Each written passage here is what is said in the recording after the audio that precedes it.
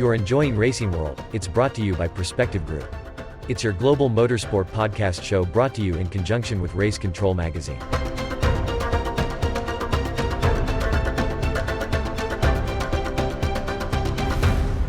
Spring is in the air, you might say. It's the middle of October already. There's more driver announcements, more driver rumours, and Speedway, it's just around the corner. It's Racing World for the middle of October 2022. So just before we get into things today, just a quick roundup of what's been going on. IndyCar, there's a lot of news going on there. Gee whiz, you'd think that the season's over and it'd go quiet for a while, but we're hearing so much news. First up, Palau and O'Ward tested the McLaren Formula One car this week. Both enjoyed it. I think that's probably just ticking some boxes, and it gets Zach Brown slightly off the hook as well, I would say. So not reading anything into that other than it was contractually obligated, and they've met that contractual obligation, and I bet you both those boys have a taste for it now and they'll want more. So that will be interesting to see how it plays out. And of course, Alex Palau back at Chip Ganassi Racing next year, and then he's free to go elsewhere. So again, let's see how that one plays itself out. And in the IndyCar rumour mill, boy oh boy, there's some floating around. We don't know what's going to happen with Jimmy Johnson next week or next year. TK has already said that if there's no space for him at Ganassi's for a 500 entry, because he wants to be back for the 500, then he's actually shopping around at McLaren. So yet again, the name McLaren keeps coming up. But the other drivers on the shopping list for the extra 500 entry for McLaren include Montoya, who's had it for the last 2 years. There's even talk of one Kyle Larson, who Hendrick Motorsport this week said, yes, you're free to go and do that. So that could be interesting. We could end up with Kyle Larson at the Indy 500. And of course, Kyle Larson raced around this amazing place, Western Springs Speedway, only a few years ago, and we thought he was for stardom then, and now look at him, NASCAR Cup champion, and you know, maybe we'll see him at the Indy 500 next year. There's a lot of other news around IndyCar at the moment. Two Kiwis testing as I'm doing this podcast, and that's Tom Bollenquist testing for the Meyershank Racing in the pink car. Maybe that's a third entry for the 500, because obviously Alio and Simon Pagenaud have those entries sewn up, but it's very interesting that Pagenaud's testing the car, that Blomqvist is testing the car today, another Kiwi ticking a box in IndyCar, and then yet another Kiwi testing for Dale Coyne Racing is Marcus Armstrong, coming over from Formula 2 to have a test. I think that the synergy could work quite well there. Armstrong's probably got quite a bit to learn about racing in the US by comparison to the many seasons he's now done in Europe in both Formula 3 and Formula 2. But, you know, this is how these things start, and Dale Coyne has been known to find talent before. Look at who's just been through there. Grosjean, Palau, so why not add the name Armstrong? Why not add another Kiwi to the grid, or another two Kiwis to the grid? Now then we're talking, plus of course McElrea and Douglas and so on and so on and so on. So there's plenty coming in IndyCar world. Well, here we are at the iconic Lucas Oil Western Springs Speedway. Been around since 1929. That's right, 1929. And actually, I was thinking about it in the car this morning. It is now the only motor racing facility, if you like, full-time in the Auckland region, with the closure of Pukekohe Raceway next year. So this place has even more history to its name right now. But a very, very special guest on the show today. So we're going to get to that straight away. All is about to be revealed. Well, here we go on Racing World, and boy, oh boy, things are starting to get pretty nice and ready for the summer ahead at Western Springs Speedway. I don't really care about the other speedways, I only care about this place. And we are so lucky today to have Taylor Reimer join us on the Zoom call from the US. Taylor, you'll be down here in a midget this summer for all the international meetings. We're really looking forward to seeing you down here. I had a lot to do with Keith Coons a few years ago when Brad Mosen was racing for him, and went out to his workshop and was just blown away by it. And that was probably 7 years ago, so I hate to think what it's like now. So amazing that you've been driving from this year. Awesome that you've taken time out of your day to be with us. And how about this? You'll have Christmas in the sun as well. I know. Yes, we're definitely looking forward to it. You know, when Michael called me and, you know, asked if I was interested in coming out to New Zealand to race, I was like, absolutely. Like, it's been one of my dreams too. I've always wanted to go to New Zealand, and you know, to get to spend time over there during Christmas for us. I mean, it's summer for you guys, but I just think it's a great opportunity, and you know, looking forward to meeting everyone over there as well. Oh, this place is so iconic. It's been around since 1929, so it's sort of almost got an Indianapolis Motor Speedway feel to it, but it's got a great vibe, which I'm sure you'll see, and the fan base here will welcome you very much so. And we're certainly looking forward to having you on our shows. And this guy here, Standring, he's he's run around here plenty of times before, and I think he's got a fair bit to ask you as well. Yeah, I have, Taylor. Firstly, welcome to New Zealand, or welcome to the show, and we can't wait for you to get here. I've spoken with Mike Robbins. He's really quite excited about the prospect of you coming to race for his team. They've also got a sister car that they're preparing to be driven by Mitch somebody. I'm really good with names, but Mitch somebody. And they're breaking in the car and getting it ready, and it's what is it? A Terminator Air-Slinger engine. So a really good package. In the past, drivers have won New Zealand Championship, namely Michael Kendall with the car. So firstly, before we get into all that, just tell us a little bit about how you started racing and what your passion for Speedway was. Where did it come from? Yeah, so I started racing when I was about 6 years old. My dad grew up racing, and so that's kind of how I got into it. When I was like 6 years old, he put me in a little go-kart, and I was just kind of driving around our neighborhood just for fun, and I immediately fell in love with it. I told him that that's what I wanted to do, and I've loved it ever since. He took me out to a go-kart track, and I just went out there and I started racing, and I had a blast. I love doing it. I love the competition. I love the speed. I love the adrenaline rush that it gives me every time I go out there.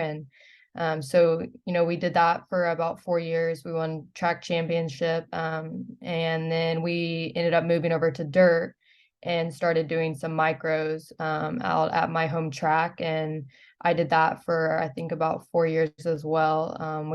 I raced junior sprint mainly and restricted as well. And that's when I ended up stopped racing for 7 years. I decided to, just at the time, it was best that, I kind of focused on school and, wanted to go to college and get the college experience. So, I went to college. I just graduated this past May from University of Oklahoma, and about halfway through, I had an opportunity. Someone asked me if I wanted to jump in a midget, and I had never heard of that. Like, I didn't know what it was, just because I had been out of the racing scene for so long. And I was like, I always knew I wanted to get back into racing. Like, I knew that I would get back into it at some point. We just didn't know when the right time was going to be. And we had a friend that we grew up racing. He was like, hey, like, we're starting up a midget team. Like, would you want, just to come out and practice? And I was like, oh, sure, why not? So we went out and practiced, and, I immediately fell in love with the sport again. And I was like, this is what I want to do. And here we are. That's cool, eh? Yeah, that's really, really good. So how did the Keith Coons thing come about? I see, I've been just sort of doing a little bit of research and found that you've been driving this past season, or your past season, for Keith Coons Motorsport. So does that make you part of the Toyota driver program? And from that, if that's the case, is there opportunity to progress into NASCAR or Indy Lights or something like that through the Toyota program? Yeah, so I'm currently not like a TRD, Toyota development driver, currently, but, we definitely, hopefully in the future, we'll be able to work something out with them and, hopefully get to move over to pavement. But yeah, I've been racing. This was my first full year with Keith Coons, and, it's been amazing. Everyone there, it's a top tier team. You never see any problems with our cars. Everyone is always on point. The crew chiefs are, great to work with, always willing to help me with whatever I need. And, it's also nice to have some of the top drivers racing for Keith Coons, because, I can look to them and, just get pointers for them. And, if I need help, they're always willing to help me. So, we will race with them next year again, get another full season, just so I can, kind of get back into it, just because I still am kind of new into it. So this was my first full year, so I'm sort of still a rookie, but we're looking to get a lot of wins this coming year. Sorry, Graham. I'm pretty sure Keith's been down here actually. So is there any advice from him about coming down here back to you at this stage, or is it just wait till you get here and see what this place holds for you?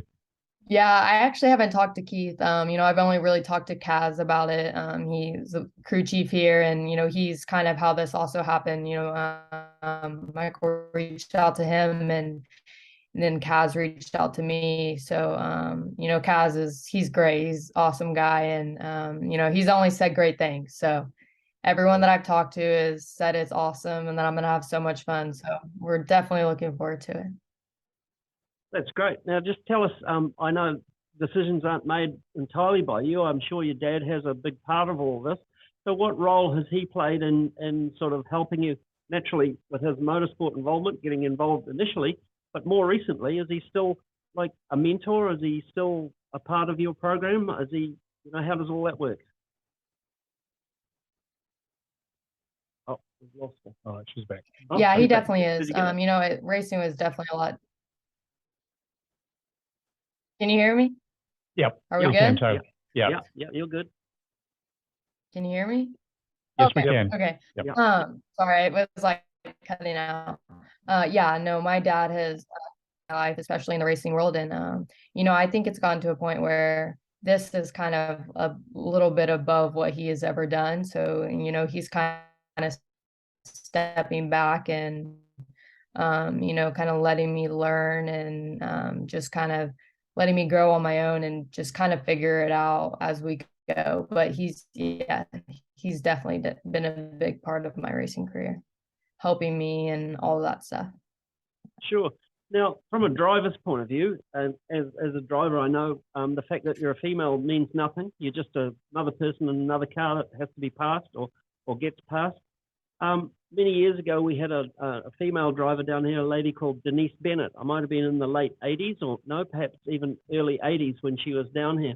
So the public here are really excited about the fact that there's another female coming. So you'll need to bring lots of merchandise, of course, because it'll just sell like crazy. When you're racing, the fact that you're a girl, do you sort of does that play in your mind at all, or are you just like a racer, just gets on with it? They're just cars, and I need to pass them to get to the point.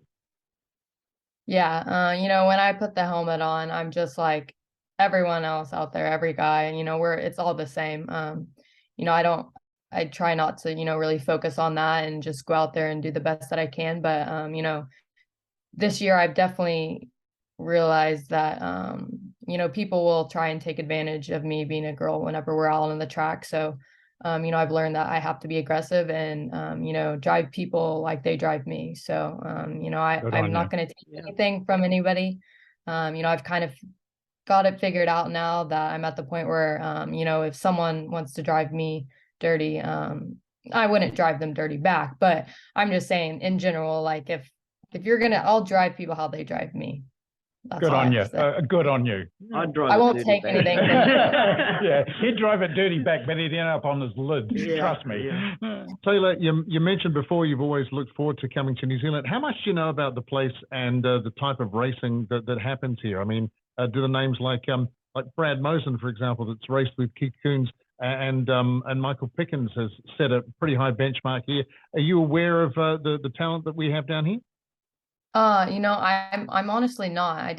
I'm not really like familiar with it. I've kind of watched a couple races, but within the next couple of months, once we start our season kind of goes down, I'll definitely be watching a bunch of the races on my free time and seeing that. But at this point I haven't yet, but I definitely am going to. But yeah, Michael Pickens, he has came over and he's already won some races over here. So I've talked to him a little bit, and I kind of told him I was coming out here, and he was like, "Oh, you're gonna love it. You're gonna have so much fun." So looking forward to that. And he's just trying to psych you out already. That's all. Yeah, we're on to him. Funnily enough, I rang Michael Pickens moments before I spoke with you, and I said, "Michael, give me a comment about Taylor Reimer." And he said, "Man, first thing, she is fast. She's very fast." So yeah, we're a bit excited about that. I also read in the Flow interview that perhaps your downfall at this stage, early stage of your career, like any sophomore driver, is probably working traffic. And down here, it's quite different in respect of American racing. The track's much more narrow.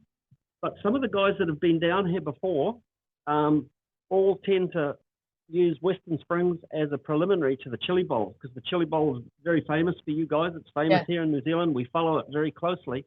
Yeah. And some of the names that have been here are Kyle Larson, Christopher Bell, Brian Clausen, all those sort of guys who have really come to New Zealand as a refresher for the Chili Bowl. Is that Yes. on you? Was that what your thinking was when you took the deal to come to New Zealand? Yeah, whenever he mentioned coming, I thought that it would be a great opportunity, one, just to come out in general. Like if I were offered to come out in like February, I still would have came. But it just so happened that it falls right before the Chili Bowl, which is, I've talked to my team, and it's definitely great practice just to get in, before the Chili Bowl, and keep my feet wet, not, sitting out of the car for a month like most people are. People be racing the shootout and stuff, but to be in a midget and racing for 2 weeks right before, I think will definitely help me leading up to the Chili Bowl. Well, that's cool. I'll send you a link later on, and you can check out some of the races from last year on our YouTube page, because then you'll know what you're up against. But I think you might have Michael Pickens. I think you might have Michael Pickens worried already, so that's a good sign. That's a good sign. Hey, I think we're in for a good summer, boys. I tell you what, you may, because we've had, because of COVID, the last 2 seasons have been pretty light here in New Zealand. No guest drivers coming down. So it's like playing with the toys that you've already known. And now that you're coming down, we've got more drivers coming down to kind of stir the pot just a little bit. We are looking forward to some exciting racing. Don't be scared to go fast. Do not be scared to put the hammer down. No, you've got to yeah. From a driver's perspective, all I thought about going fast was it wouldn't matter. My nickname is Mr. 100%. And so I would wreck rather than even if it was the last lap and I was about 8th, I still believed that I could win it. Yeah, but don't do that. You've got a good car constructor, so don't be frightened to do a bit of damage and stuff and get into it. So he's gonna chastise me for saying that. That is so the wrong advice. I'm so sorry about that. We'll let you in on a bit of a secret. This guy came out of retirement 2 years ago to run in our 50 lapper here. And we had him wired for television so we could talk to him under the yellow and caution period. And all you could hear through the car and the audio was... No, it wasn't. It actually went... It started off to be an invite to run 25, and that got rained off. I ended up doing the 50 lap. I got to lap 47 and managed to put it on its lid by myself. So nothing changed really, but yeah. Taylor, one question I've got for you, because it's something that's very dear to my heart, and the late Larry Rice was grateful enough to show me around the place some 25 years ago, and for 22 years of my life, I've been in Indianapolis for the month of May every year, bar one, thank you, COVID. When you raced at the BC39 there, do you feel the atmosphere of Indianapolis Motor Speedway? Yeah, it was incredible to get to race there. That was my second BC39, and we had a rough start in the beginning, but it's so cool to be able to race inside there. And we had our meeting up in the tower, and it was awesome. It was awesome to be racing there and to race in memory of Brian Clausen. So that was my first time there. So before last year I had never been to that track, so it was cool to get a race inside there and just have the atmosphere of the Indianapolis Motor Speedway. It's very, very, very special place. That's absolutely no doubt about that. Right, well, we're almost out of time here anyway. Boys, final thoughts. We've got to welcome this young driver to our country when she comes down here to deal to our guys. Look, the greatest tradition of the American drivers coming down here, I believe you're going to learn a few things, but you're also going to teach a few lessons, and I'm really looking forward to that. Yeah, I just have to say that it's from a perspective of a driver, it's absolutely invaluable for you to get to New Zealand. You're going to be racing against a whole bunch of different people. You're going to learn a whole lot of new racer skills, like track skills, and so. Yeah, I'm really excited, and as are all the people that I've spoken to. We're all talking Taylor Reimer. So you're the headline act. And it's a lot of pressure on me. Don't give us pressure. Yeah, no pressure. I've just got a question. What do you do for a job? Are you a professional racer, or have you got a job like we all have? No, I'm just racing for right now. I was a student. I was a student until May, so school was my job at the time, and then racing. But now we're just focusing on racing full time. What did you guys study? Are putting a lot of pressure on me. Jeez. No pressure. You wait till you see them in action, and then you'll see where the pressure goes. You'll turn the table on them. Trust me. Trust me. As the producer of the show at Western Springs, when I start barking at these two guys, the pressure switches very quickly. The smile smile goes the other way, and we really have to get on with the job. These headphones just supply white noise. I don't hear it. Yeah. Yeah. Well, Taylor, thank you so much for being part of the Racing World podcast show and joining us not only for that, but also for what we do with the Western Springs YouTube page as well. We're really, really looking forward to seeing you here. Hopefully we're in for a great summer. It's mid-October here now. The track's looking great. We have a first practice day here this weekend. Spring is in the air, as they say, so you should be in for a great summer down here. We're really looking forward to it, aren't we, guys? And we're certainly looking forward to seeing you here. We'll get you a Christmas present too, so you feel at home. Oh, that's so sweet. We could make a little snowman out of stuff from the fridge or something like that. We can make a little dirt man from the track. Yeah. Something I'm fine with the double summer. I'm not. I've been told Mike Robbins has told me that you're in for quite a surprise. He's got something lined up for you that you will think is really quite whoa. Yeah, so can't wait. I'm looking forward to. I can't tell you what it is. It won't be a surprise. Okay, then. But I know. Well, once again, Taylor, thanks so much for joining us on Racing World. Well, there you have it. Thanks, Taylor, for joining us on the show. It was great to chat with you. Really, really looking forward to seeing you down here. Just have a look at this terrace area here at Western Springs. There's going to be thousands of fans here, and I dare say a few thousand of them are going to be cheering you on as well. So we look forward to seeing you when it kicks off as part of the Midas Midget Series on Boxing Day night here at the Springs. And of course, there's the International Sprint Car Series that kicks off in November, so there's plenty more to come. And of course, there's plenty more to come on Racing World. Next week, we'll be looking back at maybe what these Kiwi boys did in their IndyCar test, and there's bound to be some more driver movements and bound to be some more news. And actually, I'm going to talk about cost caps in Formula One and Pierre Gasly at the Japanese Grand Prix. Go Pierre Gasly, I say. Well done, well spoken, and it had to be said. You did the right things regardless of what the FIA might be saying. Pierre Gasly, be very proud of what you did. We did not need another Jules Bianchi, so fantastic statement. But more of that next week. Once again, thanks so much to Taylor being on the show, and of course Graham and Nick for joining us as well to chat with them. I'm just going to bask in the sunshine here for a little bit longer at Western Springs. Then I might go and do some work. Thanks again for watching Racing World.